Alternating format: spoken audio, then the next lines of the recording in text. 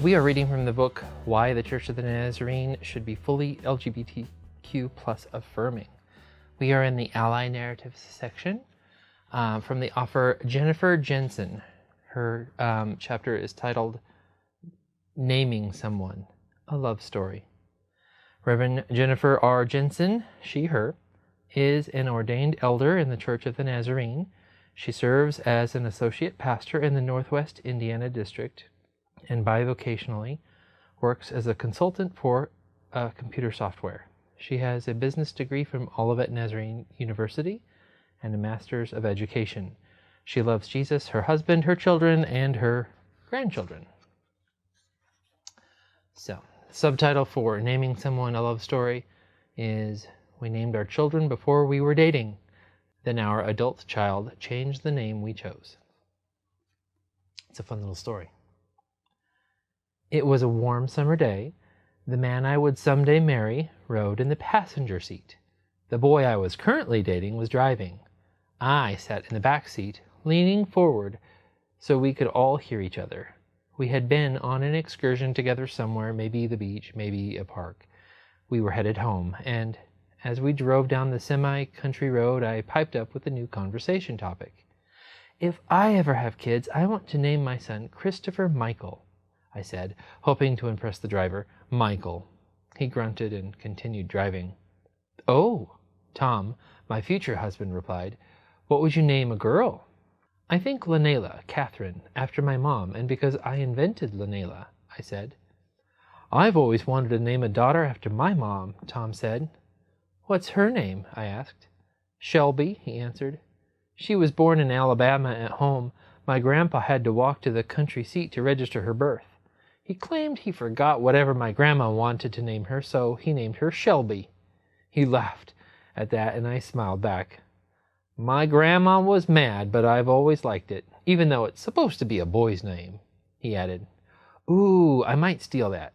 Shelby Catherine Lene. Sounds cool. And just like that, my future husband and I named our future, entirely hypothetical, probably going to be born with other people, children.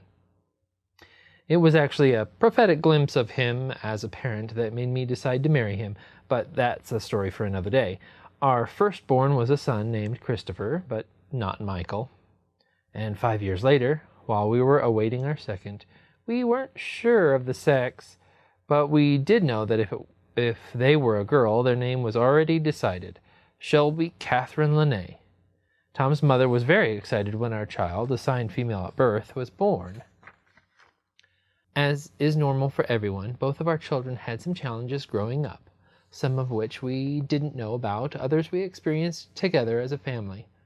Tom wound up having some serious chronic illness, and ultimately needed multiple surgeries, culminating in a double below-the-knee amputation. We lost our home when our youngest was a junior in high school to a 100 years flood. They experienced significant mental illness during their college years, resulting in multiple hospitalizations for medication modifications and therapeutic and behavioral counseling. As a family, all of these experiences were daunting and hard, but as my husband recently said to me, we haven't really had hard times as long as we've had each other. I know that sounds kind of sappy, but it really is our story. We've had fights and arguments and other kinds of normal tensions and issues, but we have always found our way back to loving one another and being stronger together. In December of 2021, my husband's mother, our child's namesake, passed away. In February of 2022, our youngest child came out to us as non-binary, with pronouns of they, them, their. Although it was somewhat of a surprise, it also wasn't. I had often suspected they were trans, although I had sort of a traditional intuition. I thought they were a trans male person. Initially, because I think they were trying to take it slow for us, their parents, they did not mention a name change. I was relieved because, well, it seemed like their name was a big part of our love story, and I didn't want to lose that. I was worried that my husband would be devastated. After all, it was his mother. And although their relationship was often strained, even to the end, but again, a different story for another time, he loved her. By March, my child had decided to change their name. They had their own strained relationship with the grandmother that made them not want to keep a name associated with her, but they also thought something else would feel more like them. The name they initially chose was connected to a difficulty for my husband, which meant he really struggled. There were some words, some explanations, some tears. Ultimately, our child found the perfect name for them. They kept their middle name, but reimagined their first name to work for them. Today is their birthday, nearly a year after they came out to me, and a month and a half since they legally changed their name. In the last year, I have watched them bloom and blossom into who they were always supposed to be. And as my husband and I have walked through this with them, we have both been able to see past the little story of how we picked our children's names before they were born, before we were even technically a couple, to the wonder and beauty of a created person becoming who they were meant to be. It's no longer just my story, or his story, but it's bigger, and the expansion includes more than we could have thought possible way back then. In honor of their birthday, I reimagined Psalm 139, 13 through 16, as a song acknowledging their uniqueness, but also their being made still in the image of God, the creative maker whose love and intention for us are also much bigger than the story we keep for ourselves. It says, "You created me. You molded and shaped and crafted my pieces and parts.